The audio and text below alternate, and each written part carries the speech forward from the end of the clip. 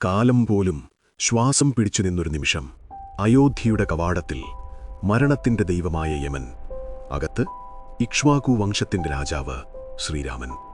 പക്ഷെ ആ വാതിൽ തുറക്കുന്നില്ല.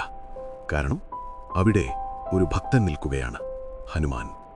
യമൻ മുന്നോട്ട് നീങ്ങുന്നു. ഹനുമാൻ തടയുന്നു. യമൻ പറഞ്ഞു, കാലത്തിന്റെ നിയമത്തിന് ആരും അതീതനല്ല. ഹനുമാൻ ഗദ ഉയർത്തി. കോപത്തോടെയല്ല, ഭയത്തോടെ പോലുമല്ല. അത് ഒരു കുഞ്ഞ് തന്റെ അച്ഛനെ കെട്ടിപ്പിടിക്കുന്നത് പോലെ ഉണ്ടായിരുന്നൊരു പ്രതികരണമായിരുന്നു. ഹനുമാൻ ഒരു നിമിഷം തന്നെ നോക്കി. ഇത് യുദ്ധമാണോ? അല്ല, ഇത് തന്റെ പ്രഭുവിനെ വിടാൻ മനസ്സില്ലാത്ത ഒരു ഹൃദയത്തിന്റെ വിള്ളലാണ്. അകത്ത് സിംഹാസനത്തിലിരുന്ന് എല്ലാം അറിയുന്ന ഒരാൾ, ശ്രീരാമൻ. ശ്രീരാമന്റെ ഇടതുകൈയിൽ നിന്നൊരു മോതിരം മന്ദഗതിയിൽ തറയിലേക്ക് വീണു. ശബ്ദമില്ല, ആരും ശ്രദ്ധിച്ചില്ല.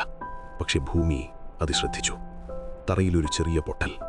മോതിരം ആ പൊട്ടലിലൂടെ താഴേക്ക് മറഞ്ഞു. അതൊരു സാധാരണ വീഴ്ചയല്ലായിരുന്നു, അത് ഒരു സൂചനയായിരുന്നു. ശ്രീരാമൻ ഹനുമാനെ വിളിച്ചു. ഹനുമാനെ, എൻ്റെ മോതിരം താഴെ വീണിരിക്കുന്നു. അതെടുത്ത് എനിക്ക് കൊണ്ടുവരാമോ? ആ ചോദ്യം ഒരാജ്ഞയല്ല, അതൊരു പഠമായിരുന്നു. ഹനുമാൻ ഒരു നിമിഷം പോലും സംശയിച്ചില്ല. അതേ പ്രഭു, അത്രമാത്രം. അവൻ സ്വയം ചെറുതാക്കി, ഒരു ഉറുമ്പിനേക്കാൾ ചെറുതായി. അവൻ പൊട്ടിയ ഭൂമിയിലൂടെ താഴേക്കിറങ്ങി.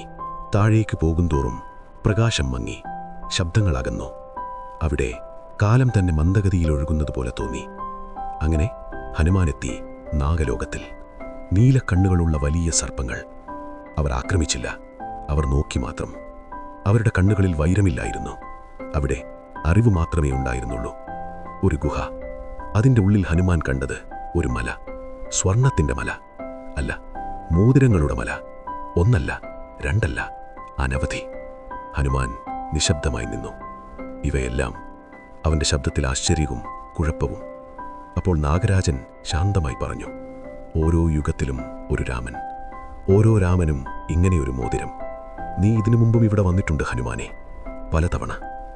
ആ വാക്കുകൾ ഹനുമാനെ തകർത്തില്ല, അവനെ ശാന്തനാക്കി.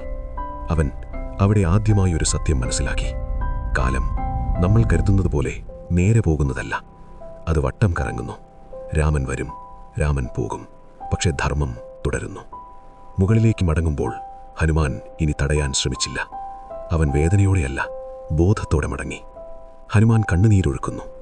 ഭക്തിക്ക് അവസാനമില്ല, കാലത്തിന് അവസാനമില്ല. രാമൻ മാറും, പക്ഷേ ഹനുമാൻ എന്നും അവിടെയുണ്ടാകും.